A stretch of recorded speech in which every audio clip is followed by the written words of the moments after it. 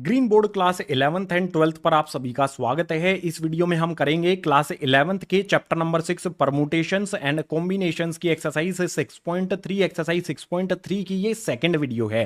First वाली video में हमने क्वेश्चन नंबर 1 से लेके क्वेश्चन नंबर 6 सोल्व कर लिए थे। बचे हुए जो भी क्वेश्चंस हैं क्वेश्चन नंबर 7 से लेके 11 तक, उन सभी क्वेश्चंस को इस वाली वीडियो में सोल्व करेंगे। अगर इस चैप्टर नंबर 6 की कोई अदर वीडियो आपने देखनी है, अदर एक्सरसाइज करनी है, उन सभी के लिंक आपको नीचे डिस्क्रिप्शन बॉक्स में दिए गए हैं। सभी को कर लेना है, अच्छी तरह से समझ लेना है। इस वीडियो में शुरुआत कर लेते हैं एक्सरसाइज 6.3 के क्वेश्चन नंबर 7 से। नेक्स्ट पेज पर क्वेश्चन नंबर 7 की शुरुआत यहां पर होती है। क्वेश्चन में हमें कहता है find r if. Question number 7 का जो फर्स्ट पार्ट है उसमें हमें आर की वैल्यू फाइंड करनी है। हमें दिया है 5 पी आर, उसके बाद यहां पर हमें दिया है 2 6 पी आर माइनस 1। जो भी आर यहां पर आपको दिखाई दे रहा है इसकी वैल्यू हमें फाइंड करनी है। जस्ट सिंपल आपको करना क्या है, जो भी फॉर्मूला होता है ना, हमारा फॉर्मूला क्या होता है, हमारा एन फैक्टोरियल अपॉन में एन माइनस आर फैक्टोरियल। और ये फॉर्मूला किसका होता है हमारा गाइज, एन पी आर का फॉर्मूला। इस फॉर्मूले को जस्ट आपने अप्लाई करना है, इक्वेशन आपको मिल जाएगी। इजीली आर की वैल्यू फाइंड की जा सकती है। चलो, जो भी हमें यहां पर दिया गया है सबसे पहले मैं इस पर ये फॉर्मूला अप्लाई कर देता हूं। मुझे क्या करना है भाई, सबसे पहले एन का फैक्टोरियल करना है। एन की वैल्यू हमारी ऊपर होती है तो यहां पर आ जाएगा मेरा 5 का फैक्टोरियल। उसके बाद डिनोमिनेटर में क्या है, यहां पर हमारे पास आर है, मुझे करना है एन माइनस आर, यानी कि 5 माइनस आर मुझे लिखना है। उसके बाद यहां पर इसका फैक्टोरियल कर देना है, इक्वल्स का साइन लगा लेंगे। 2 हमारा एज इट इज जो ये वाला है आ जाएगा। फिर से यहां पर मुझे फॉर्मूला अप्लाई करना है, कौन सा भाई, यही सेम फॉर्मूला। ऊपर हमारी n की वैल्यू है तो यहां पर आ जाएगा हमारा 6 फैक्टोरियल। डिनोमिनेटर की बात करेंगे, डिनोमिनेटर में n माइनस आर करना है। n की वैल्यू मेरी यहां पर 6 है, ठीक है। उसके बाद माइनस में करना है मुझे r माइनस 1। अगर माइनस माइनस साइन को देखूंगा तो ये वाला साइन जो है प्लस का हो जाएगा, यानी कि यहां पर आ जाएगा मेरा r प्लस में 1। बहुत सिंपल है, देखो माइनस माइनस प्लस होके यहां पर हमारा ये साइन आ जाएगा। अब इस पे ब्रैकेट मुझे लगाना है और फैक्टोरियल कर देना है। प्लस माइनस वाली चीजें तो क्लास 7th 8th से आप पढ़ते हुए आ रहे हो, वही चीज यहां पर हमने अप्लाई की है। अब जो ऊपर मेरा यहां पर 5 फैक्टोरियल है एज इट इज लिख लेंगे। डिनोमिनेटर में 5 माइनस आर फैक्टोरियल है, ये वाली वैल्यूज एज इट इज आ जाएंगी, इक्वल्स टू में 2 आ जाएगा। यहां पर जो मेरा 6 फैक्टोरियल है इसको मैं कैसे लिख सकता हूं, 6 इंटू में 5 फैक्टोरियल मैं कर सकता हूं ना, ठीक है। इसके बाद डिनोमिनेटर वाली जो वैल्यू है उसको हम सोल्व करेंगे। यहां पर 6 प्लस में 1 ये हो जाएगा हमारा 7 माइनस में आर फैक्टोरियल। अब आप एक बात मुझे बताओ भाई, ऊपर 5 फैक्टोरियल है, यहां पर भी 5 फैक्टोरियल है, तो मैं क्या करूं, 5 फैक्टोरियल से 5 फैक्टोरियल को कैंसिल कर दूंगा। इधर मेरे पास बचेगा 1। डिनोमिनेटर में मेरी value as it is 5 minus में आर फैक्टोरियल आ जाएगी। और इक्वल्स टू में जो भी यहां पर मेरा 2 है इसको 6 से मल्टीप्लाई कर दूंगा तो ये हो जाएगा यहां पर 12 अपॉन में आ जाएगा यहां पर 7 माइनस में आर फैक्टोरियल। अब मैं फैक्टोरियल नहीं लगा रहा हूं, मैं क्या कर सकता हूं वो चीज आप समझो। 7 माइनस आर फैक्टोरियल है तो मैं इसमें क्या करता हूं, मल्टीप्लाई करके 6 माइनस में आर फैक्टोरियल इसे कर देता हूं। उसके बाद फिर से मल्टीप्लाई करके 5 माइनस में आर फैक्टोरियल अब लगाऊंगा मैंने क्या किया भाई, जैसे करते हैं ना हम 6 फैक्टोरियल को 6 इंटू में 5 फैक्टोरियल, फिर उसके बाद मतलब 6 अगर फैक्टोरियल हमें दिया गया है तो मैं उसको कैसे लिख सकता हूं, 6 इंटू में 5 इंटू में 4। बिल्कुल इसी तरह से मैंने क्या किया, 7 minus r, 6 minus r, 5 minus r, और 5 माइनस आर इस तरफ भी है तो मैंने यहीं पर इस पर फैक्टोरियल लगा दिया। इक्वल चीजें मिली हैं तो इस तरह से इनको कैंसिल करके उड़ा दो। अब क्या करना होगा, देखो यहां पर जो हमारी वैल्यू बची है 7 माइनस आर, 6 माइनस आर, ये डिवाइड में है, डिनोमिनेटर में है, इस तरफ लेकर जाएंगे तो 1 में मल्टीप्लाई हो जाएंगी ऊपर की तरफ। यहां पर आ जाएगा मेरा 7 माइनस में आर इंटू में 6 माइनस में आर, और इक्वल्स टू में हमारा जो भी 12 है वो एज इट इज आ जाएगा। कहने का मतलब है इस तरह से हम क्रॉस में मल्टीप्लाई कर देंगे। अब इक्वेशन बना लेंगे भाई। इक्वेशन बनाने के लिए 7 को 6 से मल्टीप्लाई करेंगे, 42 हो जाएगा। उसके बाद फिर से इसी 7 को माइनस आर से मल्टीप्लाई करेंगे -7r हो जाएगा। इसके बाद -r को 6 से मल्टीप्लाई करेंगे तो -6x हो जाएगा। देन -r को -r से मल्टीप्लाई करेंगे तो प्लस का यहाँ पर आ जाएगा हमारा r²। इसके बाद जो हमारा यहाँ पर 12 प्लस का है इसी साइड लेकर आ जाएंगे तो माइनस का 12 हो जाएगा, इक्वल्स टू में कुछ भी नहीं बचा तो 0 हो जाएगा। यहाँ पर हमारी एक क्वाड्रेटिक इक्वेशन बन जाएगी दोस्तों। जो भी हमारी इक्वेशन है वो बनाएंगे और अरेंज करते हुए चलेंगे इक्वेशन को। सबसे पहले इक्वेशन में हम लिखेंगे r का स्क्वायर, तो यहाँ पर भाई r का स्क्वायर आ जाएगा। अब r वाली टर्म्स को देखो, -7r -6r दोनों माइनस माइनस हैं तो प्लस हो जाएंगी, साइन माइनस का ही रहेगा। 7 प्लस में 6x ये हो जाएगा हमारा यहाँ पर गाइज 13, सॉरी x नहीं है यहाँ पर r हमारा आएगा, बाई मिस्टेक मैंने कर दिया है, x नहीं आएगा यहाँ पर आएगा हमारा r। अगर कहीं और पर मैंने x लिख दिया हो तो समझ लेना वो r हमारा है, ठीक है। -7r -6r ये हो जाएगा हमारा 13r। इसके अलावा देखो नंबर हमारा 42 है, नंबर हमारा माइनस का 12 है, 42 में से 12 को सब्ट्रैक्ट कर दूंगा तो ये हो जाएगा यहाँ पर प्लस का 30 और इक्वल्स टू में आ जाएगा मेरा 0। यहां पर हमारी एक क्वाड्रेटिक इक्वेशन बन गई है। क्वाड्रेटिक इक्वेशन को सोल्व करके मैं फाइंड कर लूंगा जो भी मेरी r की वैल्यू मिलनी मुझे चाहिए, r की वैल्यू का पता लगाया जाएगा। अब r की वैल्यू फाइंड करने के लिए जो भी हमारी क्वाड्रेटिक इक्वेशन है आपको पता है ना, फैक्टराइजेशन मेथड से इसको सोल्व किया जाता है, जिसमें r² हमारा सबसे पहले आ जाता है।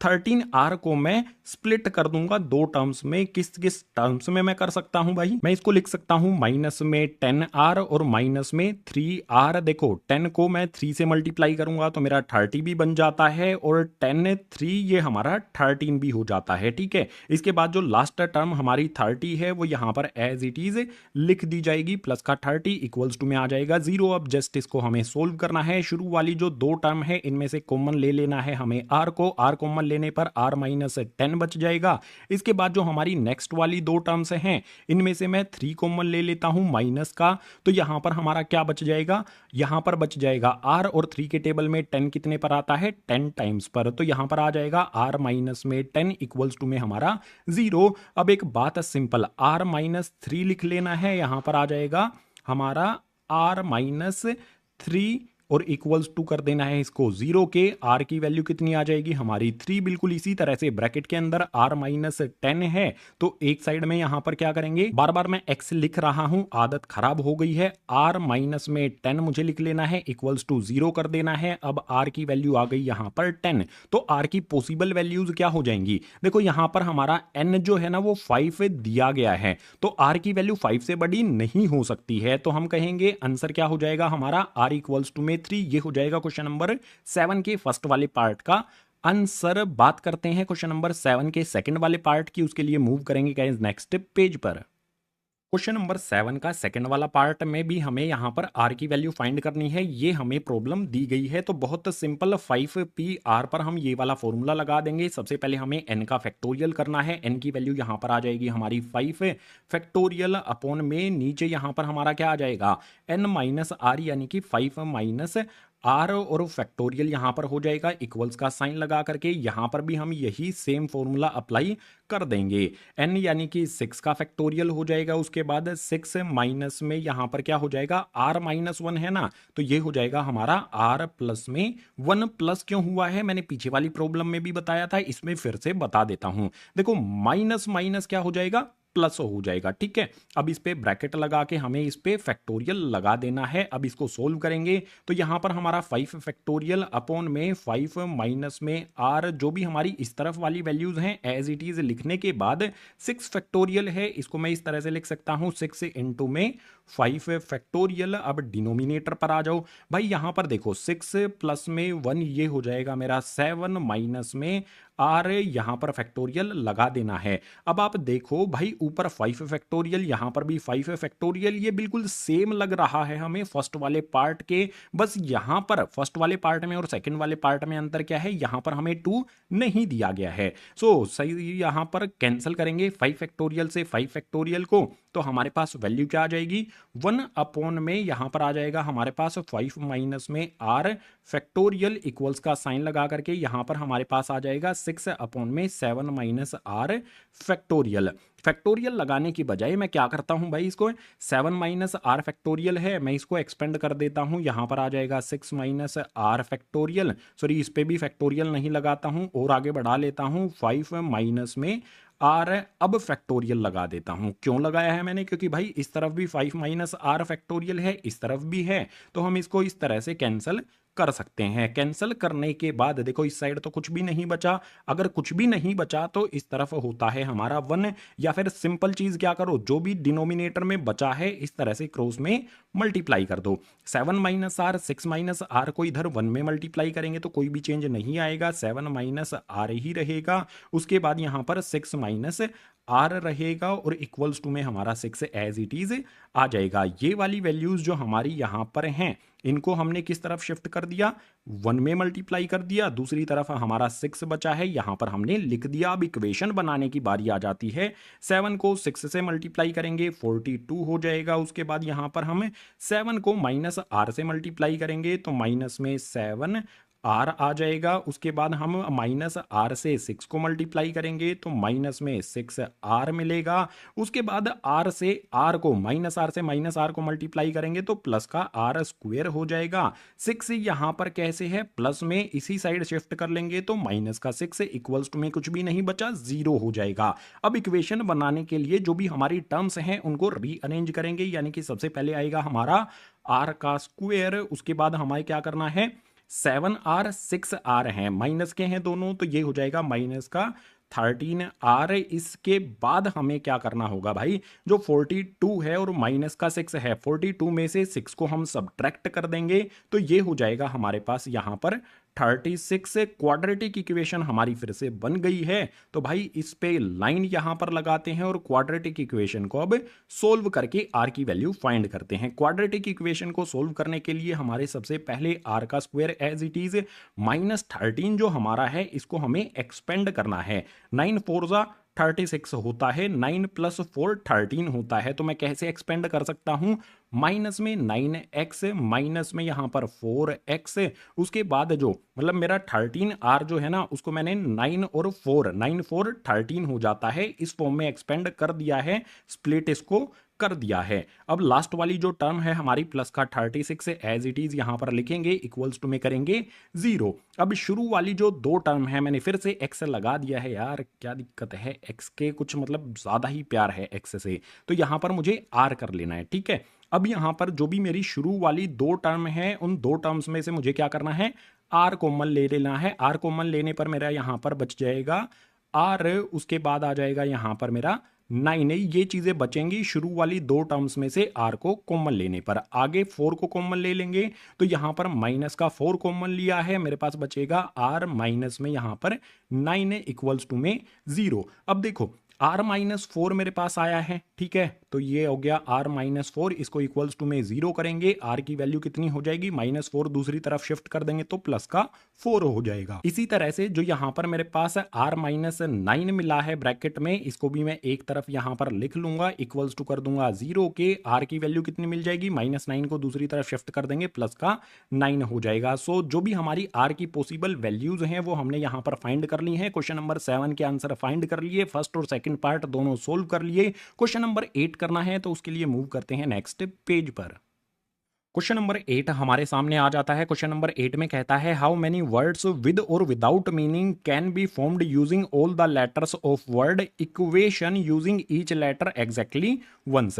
हमें क्या करना है भाई, जो भी इक्वेशन वर्ड हमें दिया गया है इसमें जितने भी लेटर्स दिए गए हैं उनसे हम कितने वर्ड्स बना सकते हैं जिनका मतलब हो या ना हो उससे कोई फर्क नहीं पड़ता है। हमें बताना है कितने वर्ड्स बनाए जा सकते हैं इन सभी लेटर्स का यूज करके। सबसे पहले तो आप मुझे ये बताओ कि इक्वेशन में टोटल कितने लेटर्स हैं, काउंट करना पड़ेगा भाई, 1 2 3 4 5 6 7 8, यानी कि टोटल नंबर ऑफ लेटर्स यानी कि n की वैल्यू हमारी 8 हो जाएगी। अब कितने लेटर्स का हम यूज कर सकते हैं भाई, एक लेटर का यूज एक बार, मतलब हर एक लेटर का यूज किया जा सकता है, यानी कि जो हमारा r है उसकी वैल्यू भी हमारी 8 हो जाएगी। अब आपको फॉर्मूला पता है ना भाई, एन पी आर का फॉर्मूला होता है, हमारा फॉर्मूला होता है एन फैक्टोरियल अपॉन में, मैं बार बार बताऊंगा फॉर्मूला, आपको बोर होने की जरूरत नहीं है, ठीक है। सो यहां पर वैल्यू पुट करेंगे, एन की वैल्यू 8 आ जाएगी हमारी, उसके बाद आर की वैल्यू भी हमारी जो है वो भी 8 ही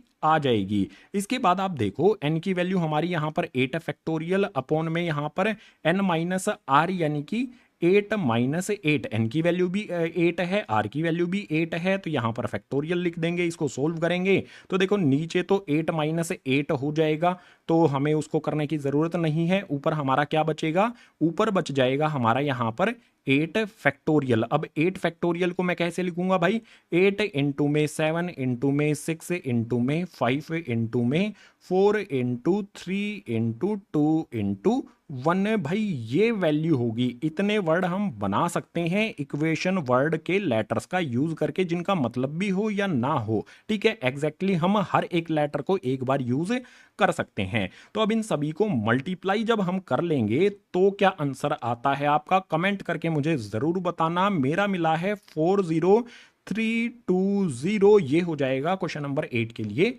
आंसर। बहुत सिंपल सा क्वेश्चन है, क्वेश्चन नंबर 8 है। एक बात आपको बताऊं, अगर हमारे पास एन और आर की वैल्यू बिल्कुल सेम होती है तो जो भी हमारा एन की वैल्यू होती है वही फॉर्मूले में पुट करने पर फैक्टोरियल लगा देना है उसके पीछे, ठीक है। इतना लंबा खींचने की जरूरत नहीं है। अगर दोनों वैल्यू सेम है तो जो भी वैल्यू है उसके पीछे फैक्टोरियल लगा लो और उसको सोल्व करके आंसर फाइंड कर लो। क्वेश्चन नंबर 8 का आंसर फाइंड कर लिया। क्वेश्चन नंबर 9 के लिए मूव करते हैं नेक्स्ट पेज पर।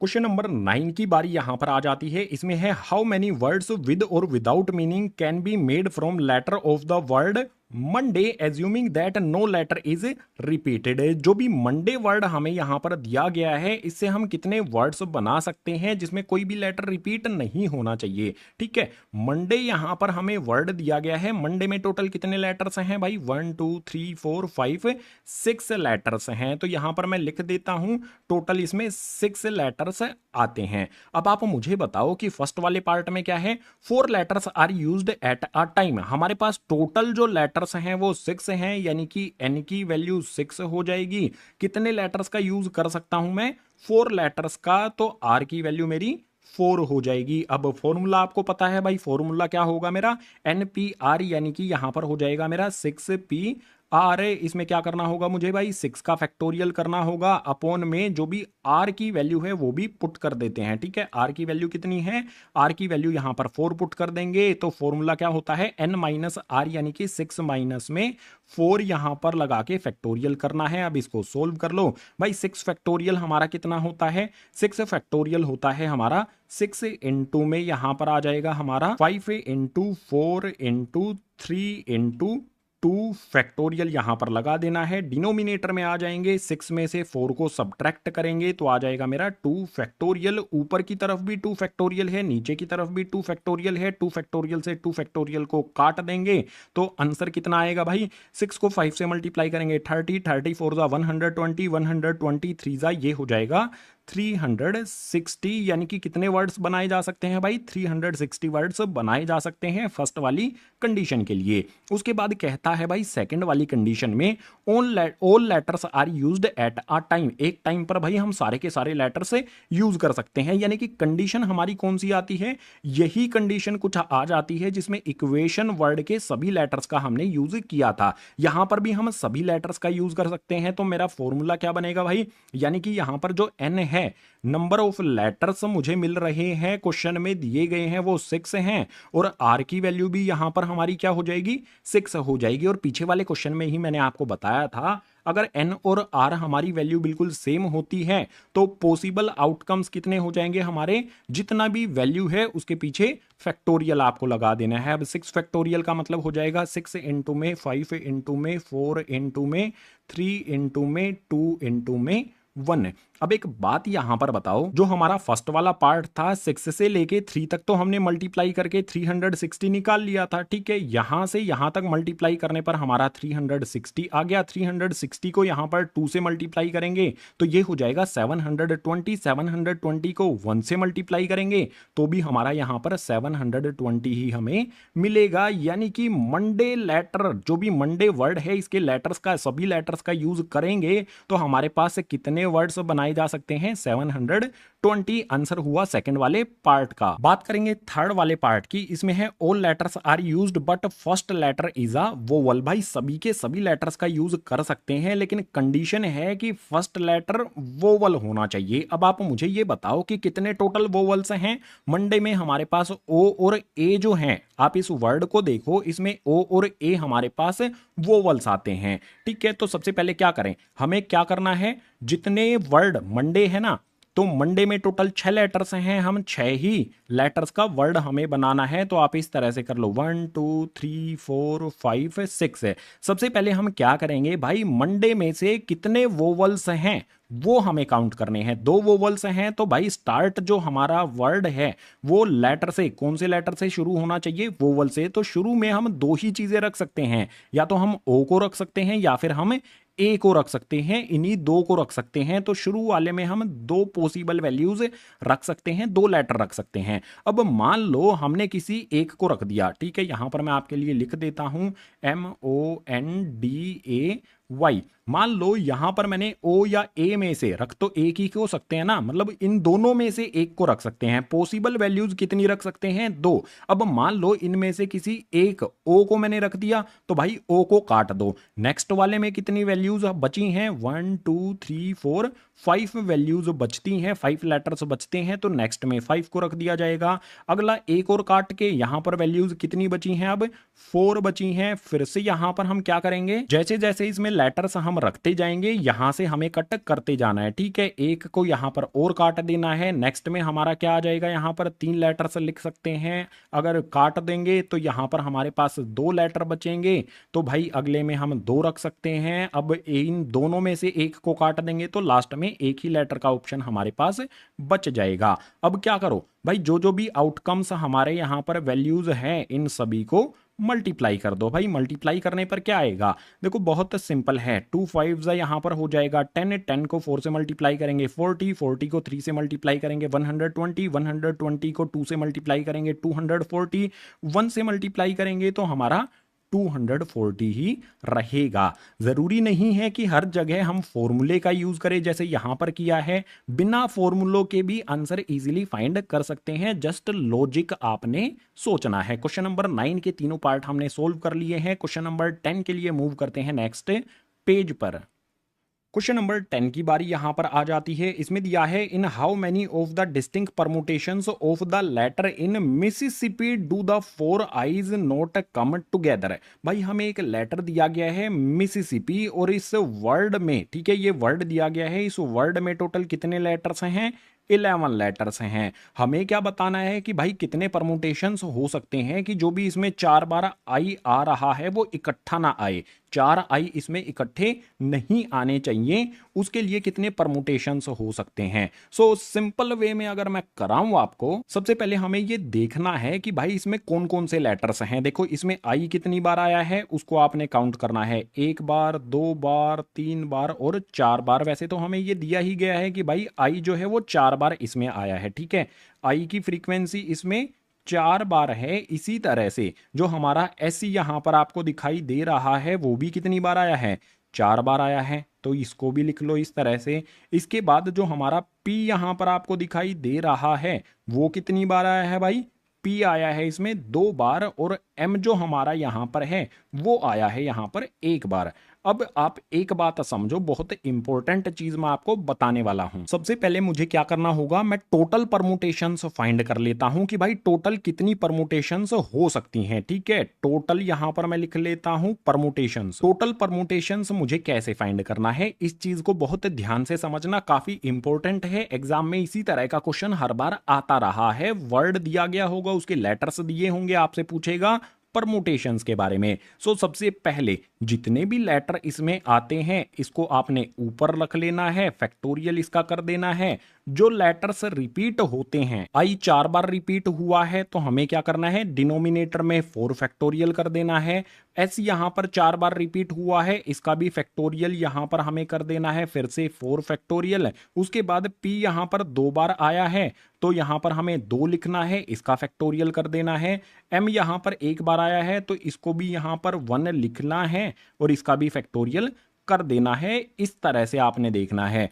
टोटल जितने भी लेटर्स हों ऊपर लिख देना है। जो रिपीट होने वाले लेटर्स हैं, आई 4 बार आया है तो 4 फैक्टोरियल, एस का भी 4 फैक्टोरियल आ जाएगा, पी का 2 फैक्टोरियल और एम का 1 फैक्टोरियल। इससे हम क्या फाइंड करते हैं, टोटल परमुटेशन से। अब इसको सोल्व करने के लिए भाई क्या होगा, मैं क्या करता हूं, 11 इंटू में 10 इंटू में 9 इंटू में 8 इंटू 7 इंटू 6 इंटू 5। यहां पर जगह नहीं है तो मैं इसको खींच के ले आता हूं गाइस नीचे की तरफ, ठीक है, यहां पर ले आता हूं।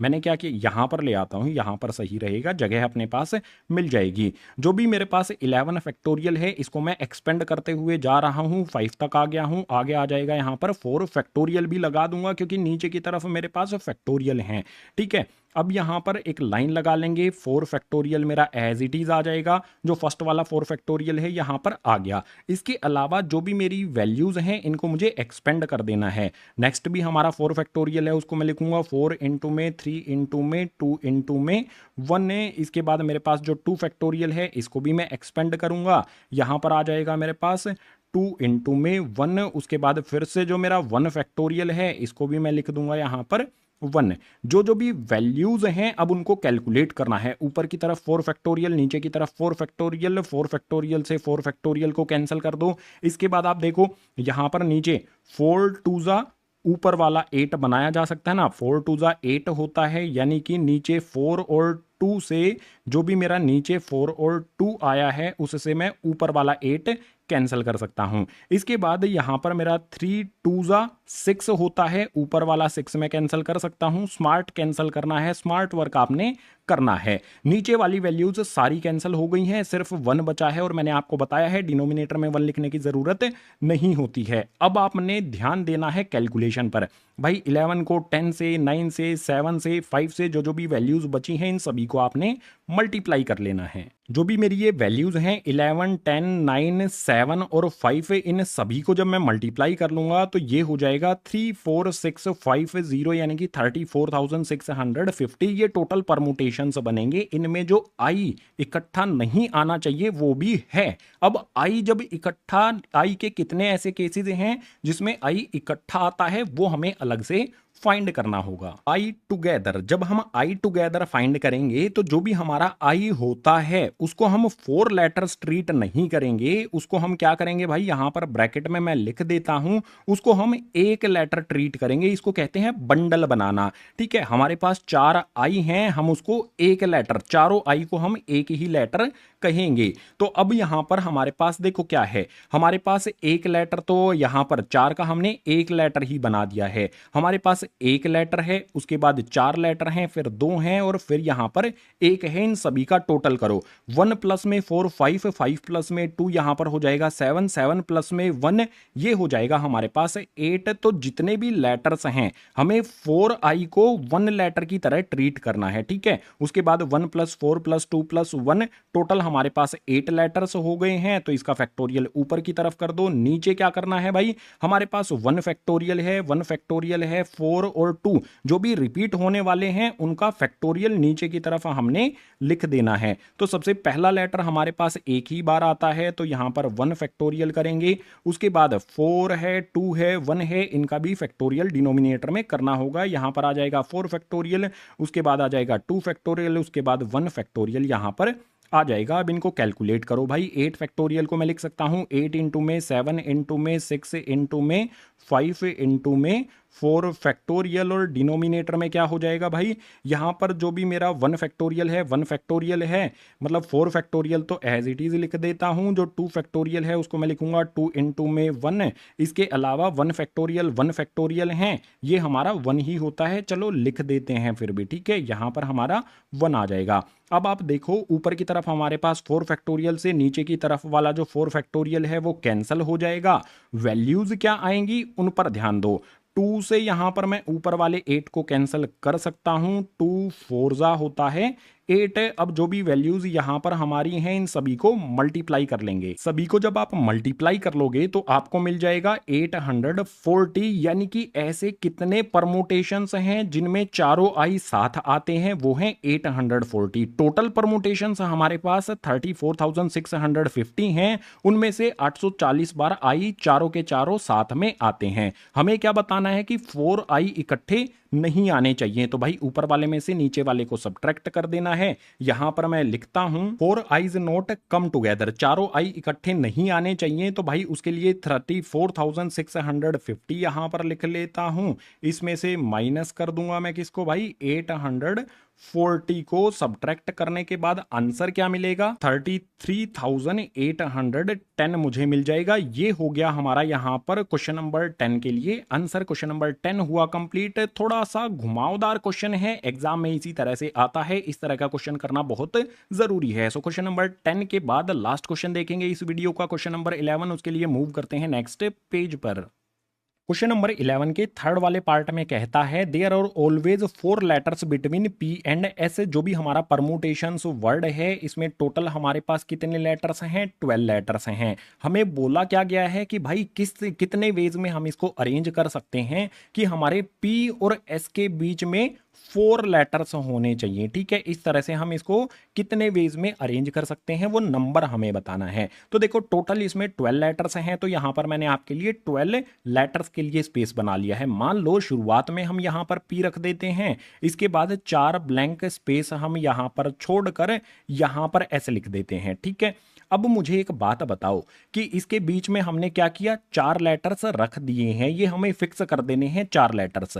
तो ये कंडीशन क्या है, आगे मेरे पास कितनी जगह है, 1 2 3 4 5 6। अब मैं क्या कर सकता हूं कि जो भी मेरा यहां पर एस है और पी है, मैं उसको आगे इंक्रीज कर सकता हूं ना, यहां पर लेकर आ सकता हूं, यहां पर लेकर आ सकता हूं। तो एस बी जो है ना वो आगे बढ़ता चला जाएगा, यानी कि इनके बीच का जो गैप है उसमें हमेशा 4 लेटर ही रहेंगे। अगर मैं पी को यहां पर लेकर आऊंगा तो एस को मुझे यहां शिफ्ट करना पड़ेगा। सबसे पहली कंडीशन में पी और एस की पोजीशन हमें पता है। अब इससे नेक्स्ट वाली कंडीशन में भाई मैं एस को इधर लेकर चला जाता हूं, इससे पी को यहां पर लेकर चला जाता हूं, तो भी मेरे पास 4 लेटर मिलेंगे बीच में। ठीक है, इसी तरह से मैं कितनी पोजीशन ले सकता हूं एस के लिए, देखो एक पोजीशन तो मेरी एस की यहां पर है, दूसरी पोजीशन यहां पर हो सकती है, ये थर्ड पोजीशन, ये फोर्थ पोजीशन, ये फिफ्थ पोजीशन, ये सिक्स्थ पोजीशन और ये सेवंथ पोजीशन। टोटल मेरे पास कितनी पोजीशन मिलती हैं, एस की 7 पोजीशन मिल जाती हैं। पी जैसे जैसे हम एस को बढ़ाएंगे पी भी यहां पर आगे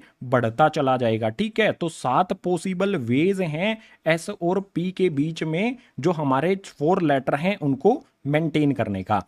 अब दूसरी चीज यहां पर समझो, अगर मैं इनकी पोजीशन ही चेंज कर दूं, भाई पी और एस के बीच का मतलब यही होगा ना कि हम पी, चाहे हम पी की जगह पर एस रख लें तो भी हमारे पास क्या होगा, 4 ही लेटर तो रहेंगे। जैसे यहां पर मैं चेंज कर देता हूं, यहां पर एस कर देता हूं और यहां आगे मैं पी कर देता हूं, तो भी इनके बीच में मेरे पास 4 ही लेटर हैं। अब फिर से मैं वही चीज करता हूं कि भाई पी को यहां पर आगे बढ़ाऊंगा तो एस को भी आगे बढ़ा दूंगा, 4 लेटर फिर भी मुझे मिलेंगे। तो कितनी जगह पर बढ़ा सकता हूं मैं, एक तो पी की पोजीशन यही है, दूसरी ये हो सकती है, तीसरी, चौथी, पांचवी, छठी और सातवीं, यहां पर भी 7 मुझे मिल जाते हैं। तो 7 प्लस में 7 जो अरेंजमेंट है वो कितनी हो जाएगी, यहां पर 14 हो जाएगी। अगर मुझे इनके बीच में 4 लेटर्स को मेंटेन रखना है तो मेरे पास 14 पॉसिबल सिचुएशंस हैं अभी के लिए। अब टोटल केसेस के लिए मुझे क्या करना पड़ेगा भाई, यहां पर मैं लिख लेता हूं टोटल केसेस। उसके लिए भाई सिंपल है, मेरे पास कितने, मतलब एस और पी को मैं फिक्स कर देता हूं तो कितनी जगह मेरे पास बचती है, 1 2 3 4 5 6 7 8 9 10 लेटर सब जो बचते हैं उनको तो मैं रीअरेंज कर सकता हूं ना। तो टोटल 10 लेटर बचते हैं जिनको रीअरेंज कर सकते हैं, तो 10 फैक्टोरियल, और इसमें कुछ रिपीट होने वाला जो है उसका फैक्टोरियल हमें करना है। भाई मैंने आपको बताया है टी इसमें रिपीट हो रहा है, टी 2 बार आता है तो यहां पर हमें 2 लिखना है, फैक्टोरियल उसका कर देना है। और जितने भी यहां पर हमारे पॉसिबल केसेस थे, सिनेरियो बन रहे थे 14, वो भी इसमें मल्टीप्लाई कर देंगे। अब इसको सोल्व कर लो भाई। सोल्व करने के लिए मेरे पास है 10 इंटू में 9 इंटू में 8 इंटू में 7 इंटू में 6 into 5 into 4 into 3 into 2 factorial. उसके बाद नीचे हमारा यहाँ पर 2 फैक्टोरियल एज इट इज आ जाएगा, मल्टीप्लाई का 14 हमारा एज इट इज रहेगा। 2 फैक्टोरियल से ऊपर नीचे वाले 2 फैक्टोरियल को कैंसिल कर देंगे। अब जो भी वैल्यूज मेरी हैं इन सभी वैल्यूज को मुझे मल्टीप्लाई करना है। भाई मल्टीप्लाई करने पर क्या आंसर मुझे मिलेगा, ये आ जाएगा 25401600। ये हो जाएगा हमारे क्वेश्चन नंबर 11 के थर्ड वाले पार्ट का आंसर। जो भी मैंने आपको मेथड बताए हैं, तरीके बताए हैं, उन तरीकों पर आपने ध्यान देना है। तो इजीली इस तरह के जो एग्जाम में क्वेश्चंस आते हैं इनको इजी सोल्व करके 3 या 4 नंबर स्कोर कर सकते हो। सो लास्ट क्वेश्चन एक्सरसाइज 6.3 का हो जाता है कंप्लीट। इसी क्वेश्चन नंबर 11 के साथ एक्सरसाइज 6.3 हो जाती है कंप्लीट। उम्मीद करूंगा जो भी कॉन्सेप्ट मैंने समझाया है, क्वेश्चन समझाए हैं, वो आपको समझ आ गए होंगे। अगर समझ आ गए हैं तो वीडियो को लाइक कर देना, अपने क्लासमेट्स के साथ शेयर कर देना। जितने भी नए स्टूडेंट्स आते हैं चैनल को सब्सक्राइब जरूर कर लो, क्योंकि क्लास 11 से रिलेटेड वीडियोज इसी तरह से चैनल पर आती रहेंगी। इसके अलावा chapter number 6 permutations and combinations की जो भी अदर वीडियोज हैं, अदर एक्सरसाइजेज हैं, इंट्रोडक्शन वाली वीडियो है, सभी के लिंक आपको नीचे डिस्क्रिप्शन बॉक्स में दिए गए हैं। सभी को देख लेना और अच्छी तरह से समझ लेना। सो इस वीडियो में इतना ही, मिलूंगा आपसे इसी तरह की नेक्स्ट एजुकेशनल वीडियो में।